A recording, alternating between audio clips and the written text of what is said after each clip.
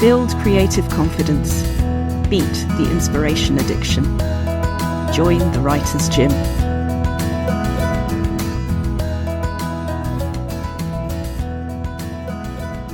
My guest on the Writer's Gym today is one of the most influential writers in my life, so it was even more of a pleasure than usual when what we all feel, I'm not a writer, so-and-so's a real writer, when Kim Morgan, founder of Barefoot Coaching and the author of the Coach's Casebook and my favourite column in Psychologies Magazine for many years, said that to me. I have never been so glad I founded the Writer's Gym because it allowed me to give back exactly what this is all for and what all writers needed. Kim is an internationally recognised expert in coaching and coach training, one of the select band of coaches accredited by the ICF as a master certified coach. She draws extensively on her own experience of what works in practice to make successful individuals, great leaders, productive teams and organisations, and outstanding coaches. Kim designed and launched the Barefoot Flagship Course in 2001. Her passion and curiosity ensure that the course is constantly evolving, refreshed by new ideas and thinking, and always remaining grounded in ethical and psychological rigour. Her passion to spread the word about coaching has resulted in 2 best-selling books, The Coach's Casebook in 2015 and The Coach's Survival Guide in 2019. Kim also has a monthly coaching column in Psychologies Magazine, and she's a sought-after conference speaker on all things coaching related. My absolute dream guest on a number of fronts. Kim, I discovered your writing through Psychologies Magazine long before I had any knowledge that I would get certified as a coach. I read those columns and began finding a language for how all of us show up in the world, and that struggle between, essentially for me, I think that one of the most important messages was who we feel we're supposed to be versus who we're discovering we are. And you'd see these case studies every issue, not just of the client, but I think the most important message to me in the world, that it was just as much about what was going on for the coach as the human being they were, what was going on for the client. And it did something that I'm just going to have a bit of a fangirl moment on this, because it did something that I think is so deeply important for writers and human beings in general, to know that everybody comes with their own backstory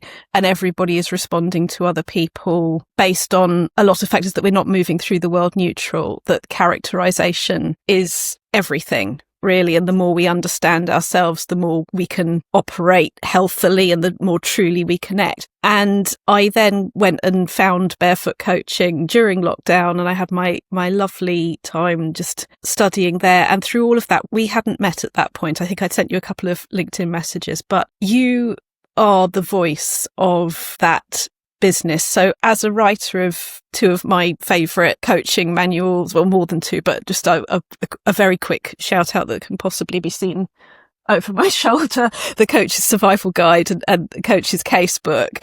I've learned so much from your writing and from how generously and articulately you make yourself part of that process, and you became the voice of that business and obviously of those books. So there's no day I'm working where you're not part of how I operate. And then you said something to me when we started talking that really made me realize how important and how true what I'm doing with the Writer's Gym is, which is that you, like everybody else I speak to, have experienced imposter syndrome around writing. And for me to hear the sort of the I'm not really a writer, somebody else is a real writer thing that is the chorus of all of us, but from you, who have influenced me through your writing so deeply for years, was actually in a way a wonderful thing to hear. But I guess when you hear somebody else saying it, it's a very different experience, isn't it? It feels real in ourselves, doesn't it? It does. Wow. Rachel, even if you haven't stopped, I'm going to stop you now, because I'm just feeling overwhelmed with the level of celebration of me and my writing from you. Thank you. Thank you. I honestly, I really mean that. I was sitting there listening to you, and I think our initial conversation about whether we would have this podcast or not, when I came on, was just adamant that I'm not a writer. Why have you asked me to come on it? And the conversation that ensued, and your challenge and your support and the evidence that you gave me actually genuinely shifted something in me. It really did. And I've come on here today thinking, yeah, I am a writer. And you've said to me, have you written books? I said, yes. You said, well, you're a writer then. It was a straightforward question, but the most powerful one. So thank you for reading all that into my writing. That I feel very seen and very understood, because, those are exactly my beliefs about coaching and about writing, that we're all vulnerable, that we're all frail, that we're all coming, when you meet someone in a book or you meet somebody, the reader and the author, each bringing their own kind of limiting beliefs and worldview to that. And there's some sort of magical alchemy that happens, I think, when those two things connect.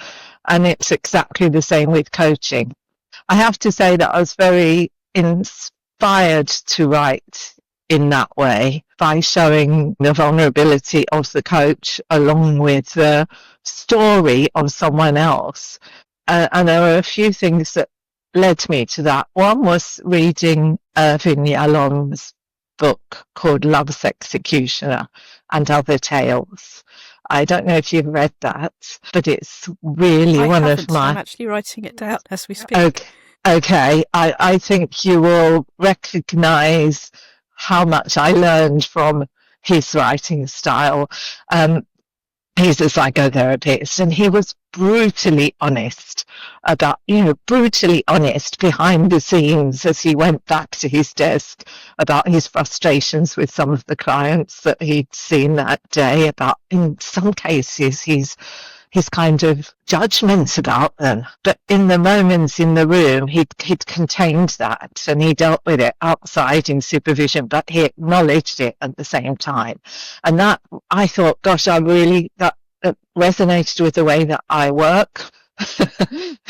Having a whole range of emotions from love to kind of sheer outrage and annoyance that are never conveyed to them. So I thought I want to write like that. And then it was my experience of having not only read self-help books, but worked with them, recommended them to people, and come to the conclusion really that just telling people how to do things doesn't make them change. But writing about how other people in similar situations to the situations they may be in is a whole different approach to encouraging people to think about their behaviours, their limiting beliefs, and maybe how they could do something about them when they're reading about somebody else in that same situation. So I think those, Irvin Yalom, I have to say, led the way in this kind of therapist self-disclosure. And I followed with a not quite such a stark honesty, but I think I'm pretty honest about what's going on for me in the coaching sessions. And then just that belief that self-help books really are breaking all the rules of coaching, because they're just telling, do this and you'll feel better. And that's not the place I come from. And the place you come from is very discursive, isn't it? And I think just hearing you say that, it does remind me of why fiction writing also is so important, that we understand that we are identifying with somebody who doesn't technically exist, but the idea that under the literal truth, the emotional truth is truer, that when, for example, you fictionalize a case study in order to not bring the individual or individuals' specifics into it, but you go for what is the essential truth underneath that not only helps one person but helps countless. So I guess I'm interested, I don't know if there is, but is there a link between I'm not a real writer or somebody else is a real writer and the kinds of writing that we do? I mean, is it that thing where we look at somebody doing another genre, like what is technically labelled as fiction rather than fictionalised memoir, and go, that's a writer? Is it any of that? Or is it just comparing ourselves with the giants whose shoulders we feel we're standing on? That's a really, really insightful question, Rachel. And I had never thought it But as you say, something in it has really rung true with me. I think a novel, probably a work of complete fiction, would maybe, I won't know until I do it, but maybe say, yes, you are now a writer. Capital A, capital W. I enjoyed that until. Can I keep that until? Yes, yes.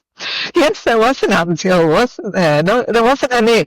Yeah, yeah. I'm just putting it there where it's safe. It's just going to sit there.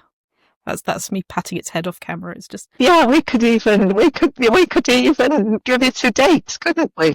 We could even say. Oh, Kim, I am such a fan of deadlines. I love eat, sleep and breathe deadlines because a big thing in the writer's gym is, I think I've mentioned to you in the past, is the say the thing or the vomit draft, that getting something imperfect into the world that you can then work on. I find deadlines so directly related to that because it reminds me it's never about doing it perfect, because perfect was never on the menu. I know because it says so on my bookmarks, but it's getting something into the world that you can then improve. And it's really nice for me hearing this, because one of the things that I hear come up for people quite a bit is we can kind of, as much as we are taking that permission, that wonderful permission of, I see how he's doing that, I see how that works for me, I'm going to do some of that.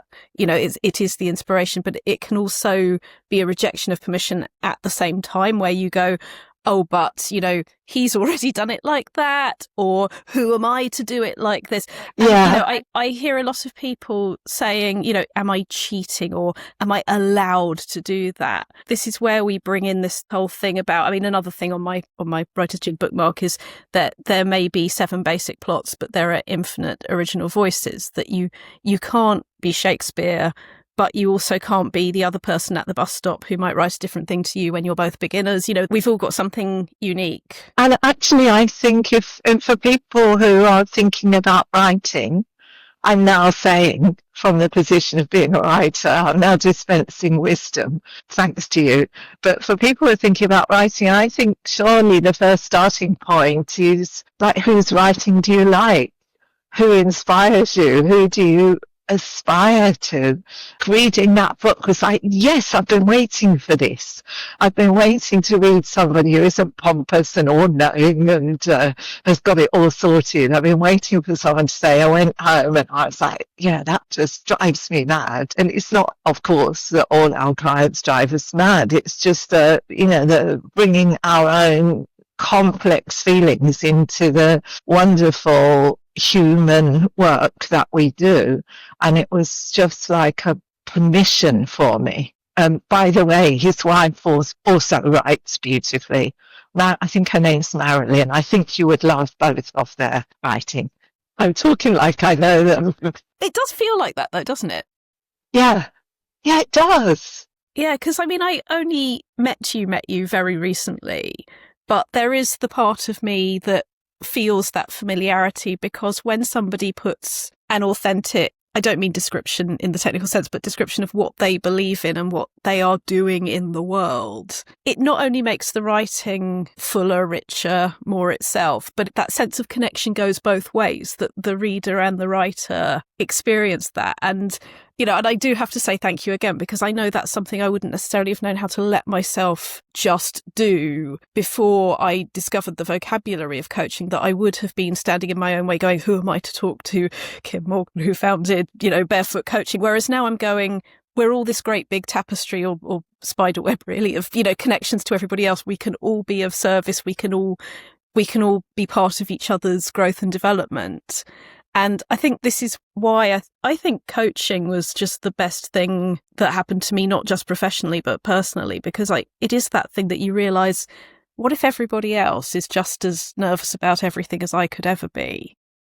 And then, I don't know about you, but I look back through my life and the people that didn't give me that messaging were usually not the happiest with what was going on for them.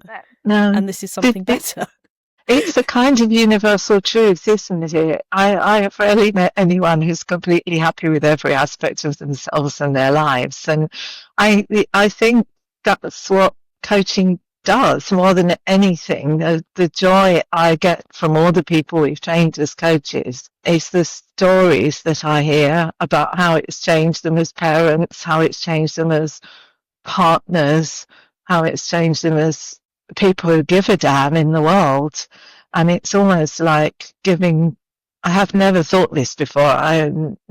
As you know, you and I just said, let's meet and chat and see where it goes. So, but in a way, it's almost giving people permission to be vulnerable and name the things about them that they're not wholly okay with, and accept all parts of themselves. As you know, my original training was in psychodynamic psychotherapy, and a lot of it I dismissed and a lot of it I embraced.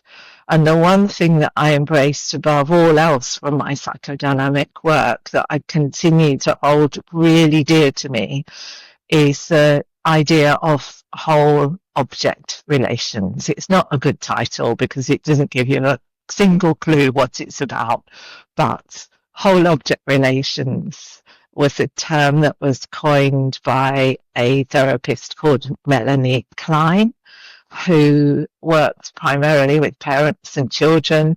And she discovered that at a certain point in a child's development, when they started to become more aware of their parents as separate beings from themselves, realized that the mummy or the daddy that they thought was all loving, all giving, all providing, and totally perfect, sometimes got cross with them, or sometimes was a bit absent or distracted. And that period in the child's growth, Melanie Klein called splitting. They couldn't hold that object of their parent as being both things. And so they had to say, well, that is that mummy and that's that mummy. And they're two different mummies. And only through life and growth and experiences do many of us, because not all of us ever get there, get to the point where we are able to see that, to have that whole object approach to arguments that we have with people, disappointments that we have. Going to see an author speak, which I have done a few times, an author I really highly regarded, and not finding them like the person that I thought they were on the pages.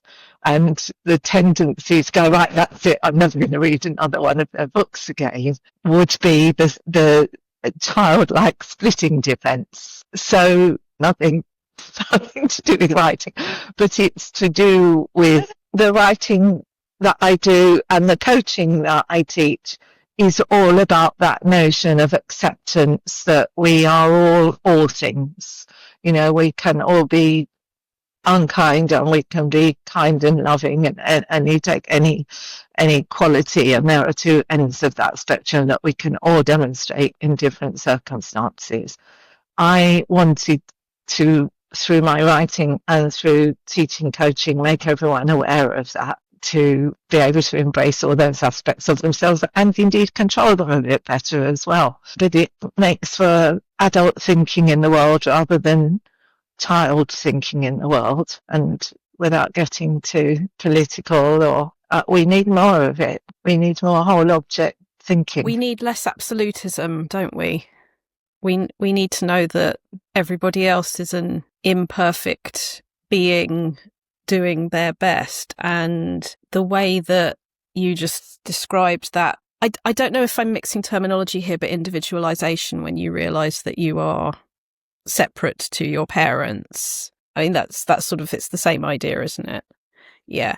And you only do that when you abandon the perfect in that example, the idea that a being ever existed who was purely there to serve your needs, knew what they were, was in absolute rhythm with your thinking. And like you say, those child responses, like if there's an author that you really admire and you meet them and are in some way or level disappointed or maybe just blindsided slightly that they weren't what you expected, then that child response that you talked about, where you go, well, sod them, that they're not part of my brain and life anymore. Whereas instead, when you're able to embrace that everybody is separate to you, you can become almost closer to your version of the writing. You can be clearer about what came from you. And I think potentially celebrate that it's not about the person who wrote that book being this perfect being any more than, your parent is a perfect being. And I'm wondering if that's maybe linked to how we, I don't know what your experience was, but approaching when you wrote any of the books that you've written, was sort of abandoning the perfect and knowing that we have the right to get our voice out there. Was that a sort of thought process you went through? It's a really good question. I don't think I went through it in advance. I think I went through it once I'd started writing, and I have to acknowledge Jeff Watts, the co-author of my first book, The Coach's Casebook. I have to acknowledge Jeff in this conversation. There it is. There it is, The Coach's Casebook. And can I just tell you a story about this book? If you look at the names, you will notice that it's Jeff Watts and Kim Morgan, which is against all literary. Which is not alphabetical. It's not alphabetical. It's against all literary. And if Jeff listens to this, he won't mind me saying it. My people-pleasing trait got the better of me, or the worst of me. And Jeff wanted his name first. And I was like, oh, shucks, what does it matter, Jeff? But it's there, a permanent reminder of my people-pleasing, even on the front of that book. I must ask you about that, because most, if not every, I rarely generalise, but every writer, I think, will have their own version of that going on, that I'd be so interested, just however, at whatever level you're okay for me to ask. That was a co-writer relationship. You're both bringing different things to it. I guess my main question is, how does that work? What was your how did you experience that? And I hope it's not gendered in terms of putting ourselves second, but I think there's a lot potentially going on there that a lot of people will find very relevant to their own journeys. Yeah, so it was a very specific set of circumstances, which I'll share with you, but I don't think the circumstances really explain that. I think I would have rolled over and done it, whoever had said it to me, frankly, because I'm always, does it really matter? Yes, it does matter, actually. However, I'm over it. Jeff's fine. Jeff and I love each other very much. So people in my network know this, and you know this, but my daughter died very suddenly, very tragically, and I disappeared from the business for quite a long time after her death to just try to recover. And when I eventually came back to the business, so many wonderful barefoot trained coaches reached out to me to try to see if they could do anything to help me in any way at all, which was just beautiful and generous and embracing. And some of them had actually stepped in and kept the business running in my absence. They picked it up. There was a manual. They picked it up. They taught it and they kept it going. Jeff was one of the many people who said, can I come to see you? And Jeff was the first ever agile Scrum coach to come on the Barefoot course. And that led to lots and lots of other agile Scrum coaches training as coaches with us. Jeff said, I sat on that Barefoot course and listened to you for all those days, and I heard several times you saying you wanted to write a book. And I said, did I? And he said, yeah, it just leaked out of you, throughout the course. And he said, I've written 4 or 5 books. His first book was called Scrum Mastery, and they were all written for Scrum Masters and Agile coaches. And he said, I really want to get into the coaching space as well as an author, as well as being in the Agile space. And how about we write a book together? And also he said, maybe in some small way it will kind of help you take your mind off your grief. So we did. We wrote the book together, and I think, I was just going to say possibly it was my deference to him in terms of him having already written 4 or 5 books and me never having written another one. But largely it was my just ridiculous people pleasing that made me put my name second. I'm going to ask my selfish question, and then I'm going to ask my other writer's question. My selfish question, something that really stuck with me in that is, I do know people, and there's a member of my family that I'm thinking of in particular, if they're asked their opinion about something on which purely they have a choice, they will say, it doesn't matter. Not, it doesn't matter to me, or I don't mind, but it doesn't matter. They've jumped to the objectivity to say that out there in the neutral universe, this doesn't matter, rather than own their opinion. And I find it so painful to hear, and I'm afraid it is gendered. I have yet to find males in the same spheres dismissing the fundamental relevance of their own opinions and choices and so on like that. And I guess maybe this is related to my broader question, which is, how did given that there are some stuff going on there around people pleasing and potentially imposter syndrome, how did co-writing work for you? What did work for you? What was important to you in that? What was it like? Yeah, that's a really good question. I think it worked really well.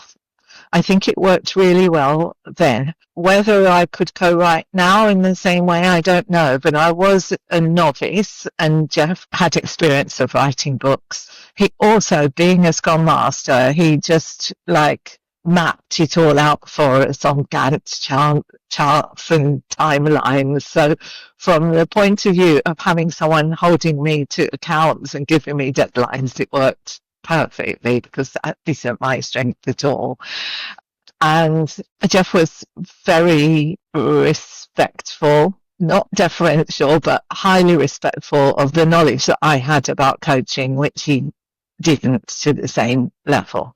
So he deferred to me on all sort of coaching matters. I think we started writing a book that wasn't anything like the book that we ended up writing. We started writing more of a how to coach book. And I had one of those, I think I do my best thinking when I'm asleep, because I remember just waking up one morning and it's almost like my brain has come up with a whole plan overnight.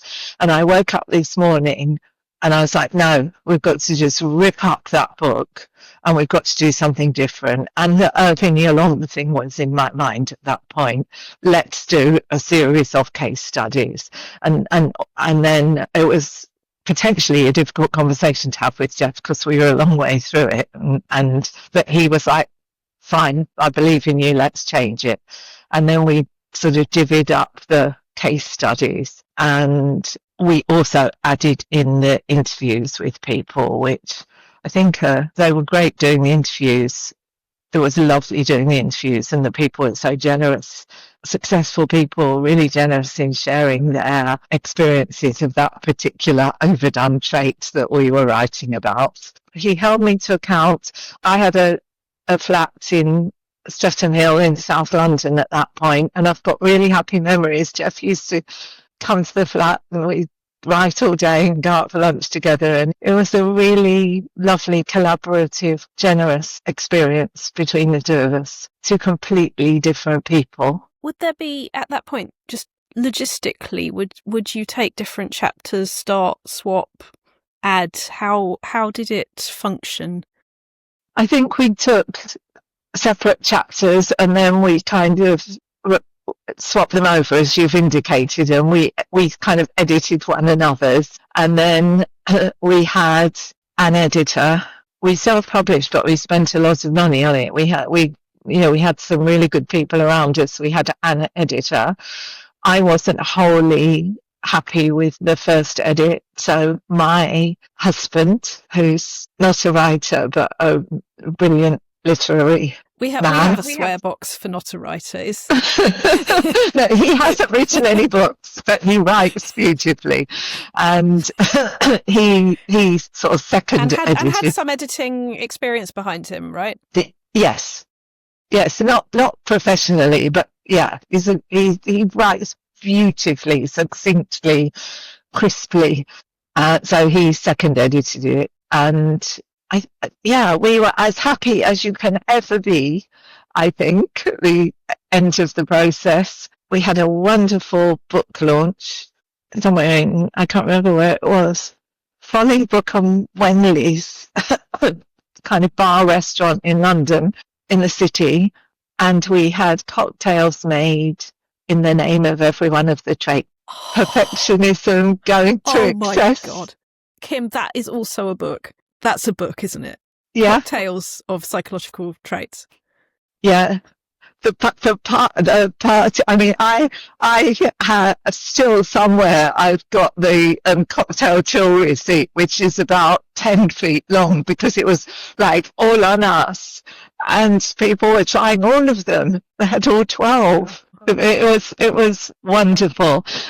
And also at that party, just before the launch, I said, we need to do something with them. So I quickly invented the trait game, and we had some cards made up with all the traits on them, and that's become something we use in the business now. I don't know if you ever encountered it at Barefoot, but yeah, where you can sort of exaggerate your overdone trait and start to realise how ridiculous it is.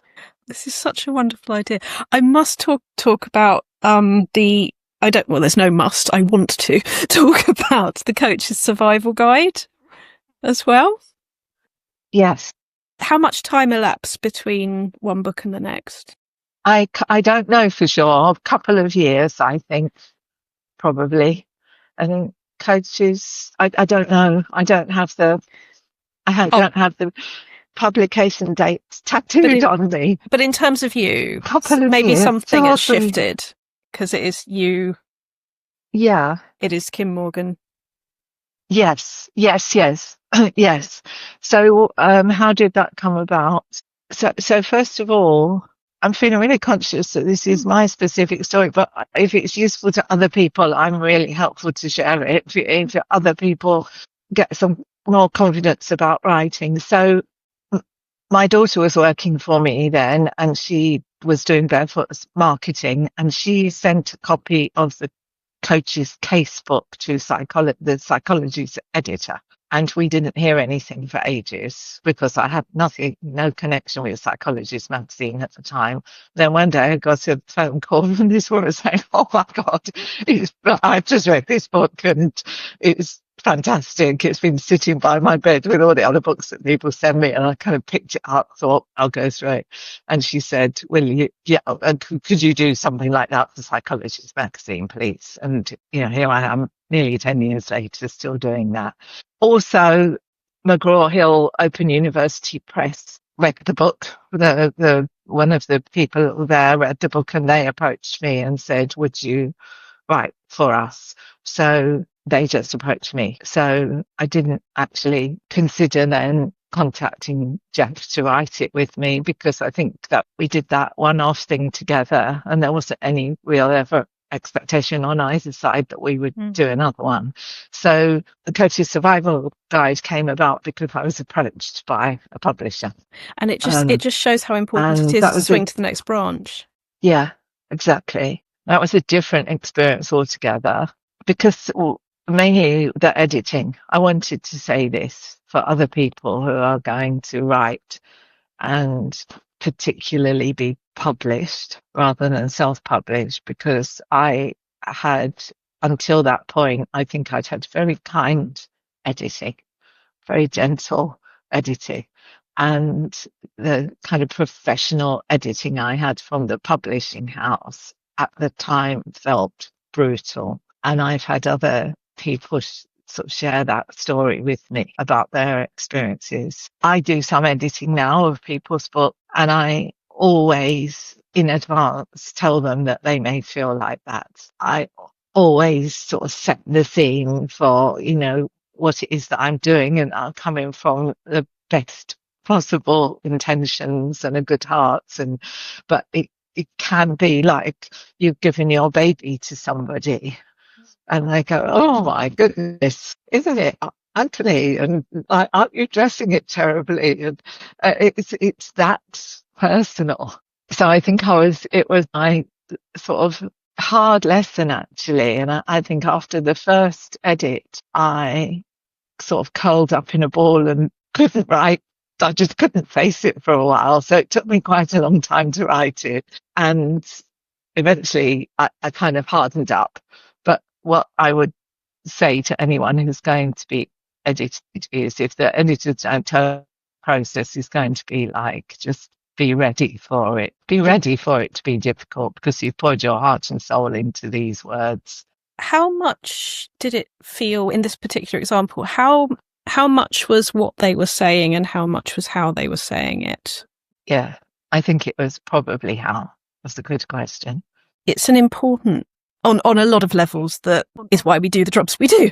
There's when a difficult change will genuinely help, but underneath that, do I share the objectives with the person who's telling me this will help? Have we been clear in terms of what in coaching would be contracting between the relevant people, in order that we are working towards a common objective? I guess one of the things that I didn't know when I was first edited was, newsflash, the other person is also a flawed human being. The defensive, both sides can come up.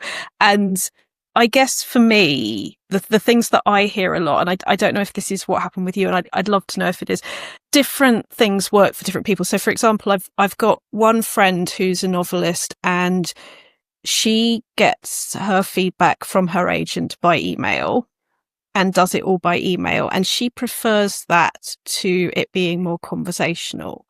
Whereas I have somebody else who will have, who's actually also a novelist, and will have conversations with her agent that are conversations. And it's more of a holistic, it gives you that background. And I can completely see how for different people, both of those things might be infuriating or upsetting. That one will be going, just tell me what to do for God's sake. But the other will be going, be gentler, but be more conversational, or make it a dialogue, be more coach than lecturer in your editing. And I guess it's about, I know not everyone is in this situation, but if you are in a situation where you can really open a conversation with the person who's doing the editing, I guess for me it's about, don't be afraid to say what works for you. Maybe that if I went back to somebody, I'd know what had worked and not, or even where there would be no editorial second date.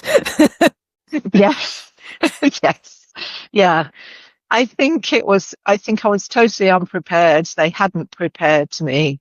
I think it was fairly functional. There was no particular relationship in existence. It was fairly functional, and it was a shock to my system. And I think, given my relative kind of inexperience, the experience I had with Jeff was lovely. It was like the two of us just sort of playing, and then people around us in my life and in his life had sort of played a part in the marketing and the editing, and it was all very cozy.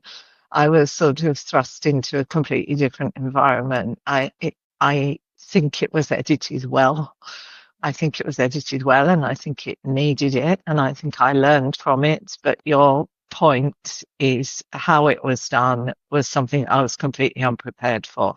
So much so, actually, that I had signed a deal for 2 books, and I, at the time, got out of the contract for the second book. But I think that was more about my vulnerability within this context of being a writer. I think it knocked me for 6, actually, at the time. Yeah. Now it would be a different story. When it happens, it's such a beautiful thing when we see what we know needs to be in the world and we put it there. And I guess looking back at times when I have maybe not done something that I would like to have done, what coaching has made me able to recognise is that any of the energy that can go into, and I know you know this, that can go into beating ourselves up for not having been in the right space at the right time, that energy can be doing a lot more good going, what is the right space for me now or next? And creating the circumstances to make that happen, which is certainly what I'm making this year about for me. And I so hope is, I hope that whatever you want to be in the world, you will go and find the people that are right for you. Because it is like dating, isn't it? That you can see people go, right, I'm never doing it again because they've had a horrible time with somebody. And actually everybody's different. The right people are out there. I love that dating analogy, Rachel. I love that dating analogy. I think, wouldn't it be fun if we set up a kind of website or platform of some kind, sort of based on the dating principle? Like, I'm a writer who, I'm looking for an editor who. Wouldn't that be good? Are you the man of my, or woman of my dreams? Yeah. And really, what I hope people take from hearing this, or among the many things, is when we go out there looking for the right agents, looking for the right next step, the right indie publisher, if that's what you're doing, or agent who's going to get you to the big ones, whatever it happens to be, it is going in there with creative confidence, which is what, everything I do for writers and speakers and future writers and speakers is about, is what do I want to say? Who's going to help me say it? And it can be so difficult. And I just think our conversation is such a really important example of this, that if anybody from where I'm sitting has the right to say the things that they are saying, of course it's you. But for you on the inside of that, the feelings of I'm not a writer felt very, very real. And I so hope people listening to this will take that example that, it's what goes on inside us feels like logic, but actually, creative. I'm always talking about how creativity and anxiety are using exactly the same software. It is storytelling, but I hope that, I hope that does make us realize we are good at storytelling. I realize time is getting on, but I must ask about Barefoot and the voice of that company, because that's another really wonderful use of storytelling that you're doing and that you've put in the world, which is about how that brand shows up and what the voice of that is. I'd love to ask you quickly if that's all right, just in terms of making that happen. What's that been like? Because that is very much creating, it is writing, it is putting something in the world. Before I answer, could you just tell me what your experience of that Barefoot brand is? How do you receive the Barefoot story? Yes, absolutely. When I first found out Barefoot existed, it was through Psychologies Magazine. So I already had the impression of, I'd seen the logo, I'd seen the name with your articles. So I knew that was my first introduction. And then I saw there's a clarity to the sort of the colours, the green, and my favourite colours are green and purple, not necessarily relevant, but there was something very approachable, very accepting, it's sort of not pushy, just itself about the branding that I really liked. And as I read about the different open days that coaching companies were offering, I won't say who the other one was, but I went to theirs and I went to the Barefoot one. And the Barefoot one, and I just went, oh, this is wonderful, because it was a wonderfully gentle, isn't quite what I mean, but the way that it had read on the page and the way that I experienced it in the room was the clarity. Actually, yes, that. So I promise this actually does answer the question, but it's a really long answer to the question. There's a book I need to just hold up. So when I was doing my non-fiction book, one of the most important things, so this was study and revision guide for GCSE drama a few years ago. Wow. One of the most important things to me was these, which is clarity. Yeah. And so what we're doing here, yes. Yeah, drama watch. Yeah, you can see drama watch words, and there's more, but you can see what's going on here. The most important thing was clarity, and if you are clear about your objectives, about what you're there showing up for, everybody feels safer. And what the writing did already, but when I was in the room, what absolutely was underlined for me, it was just absolute clarity. It was, here's what the course is going to be about. Here's what this morning is going to be. Here are when the breaks are going to be, which I am a big, big fan of. It made you feel so safe we don't make ourselves feel, people don't make us feel it. I felt so safe in that room. I felt valued. The phrase, less at that morning, but as the course started, when they asked us to say what the feeling was, I said it was like throwing yourself at a crash mat. not that I liked that in the real world in PE classes whatsoever, but in this, you could just go whack. You could just know that you were safe putting all of you onto that. And what I found about Barefoot is it is friendly, it is communication centric, and I felt recognised. I felt that there was a sense that you were very safe, that people that you could trust were in charge of it. But I felt celebrated as an individual. That was what I felt.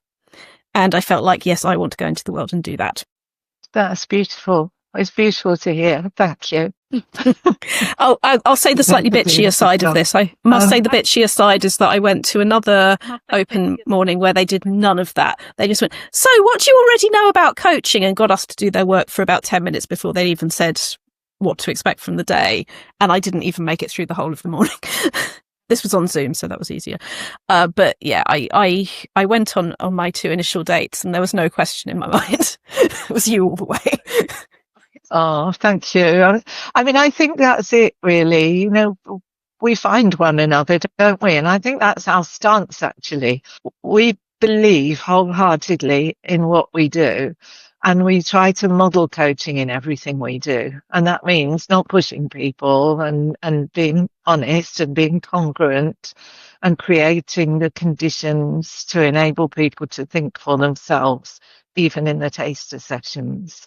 We are obviously a commercial organisation, but it isn't bums on seats that drives us. It's people feeling like you did. It's people feeling like I've found a place where I think I'm going to learn comfortably and safely, and to then go out and use those skills in whatever area of my life I like to use them. So it sounds a bit corny and a bit idealistic maybe, but you know, we live our values. We live coaching values. It would be crazy if we didn't. And I just quickly looked something up because I couldn't remember it word for word. But one of the other sort of my psychodynamic heroes is somebody called Winnicott, who was a pediatrician actually, but also a psychologist. And I often quote his description of a learning space as the optimal development atmosphere and vehicle for change in which meanings can be played with, considered and understood. And I like that played with idea. And I think we try to create that in the taster sessions. Actually, it's a potential space. So the taster sessions are just this potential space. It is an area of psychological experience located between wishes and reality, which I really like too, because you come to something hoping for something and maybe you get it, maybe you don't. And then it says, if carefully curated, it allows certainty about yourself and others to loosen. It allows for playful reflection, creation, and the opening up of new possibilities, eventually perhaps to enable shifts in self-identity. And that little paragraph from Winnicott sits at the heart of everything we do, really, from taster session to the course to working with organisation. We hope that what we provide enables people to go through a level of sort of transformation about themselves and their views of the world. And if we can't do it for them, somebody else probably can in a different way. And it's being not married to the conclusion, being able to experience one step at a time, that I think has been so important. And from a writing perspective, that why creative confidence is at the heart of everything that we're doing here, that we're talking about. It's that you create reality, that we find who we are, what's going on in the page, what's going on in the world, through taking one step at a time, through finding out and expressing who we are. And I think that's why the coaching space is such a great space for everybody, but for writers particularly in this sense, because you are creating your world. That's what you're doing. Yeah. And those lovely phrases of meanings can be played with, considered and understood. That's I guess what writers do, isn't it? And that psychological space located between wishes and reality. And maybe is something that sits at the heart of all the writing that we do as well. That is such a beautiful thought to end on, but that doesn't mean we necessarily have to end on it. Is there anything you would like to explore, share, think aloud about to the writers out there and to everybody else who's passing? Yeah, I don't think so, actually. The only thing I would like to say is thank you for inviting me here. Thank you for genuinely really making a difference to how I feel about being a writer. Genuinely, that's not bullshit. You really did in our last conversation, and you've built on it today. Thank you. And just for your warmth and curiosity and wisdom and playfulness, I think you're doing a wonderful job here, bringing writing and the possibility of writing to hopefully a lot of listeners. It's been really thought-provoking and really valuable. Thank you. Thank you so much, Kim Morgan, for joining the Writers' Gym and for being such a muse for its creation in the first place. You've visited the Writers' Gym with author and coach Dr Rachel Knightley. Production and sound design are by Ashley Lexine, and theme music is by Chris Gregory. To join a Writers' Gym workout online or in London, as a guest or as a member, visit writersgym.com or email thewritersgym@rachelknightley.com.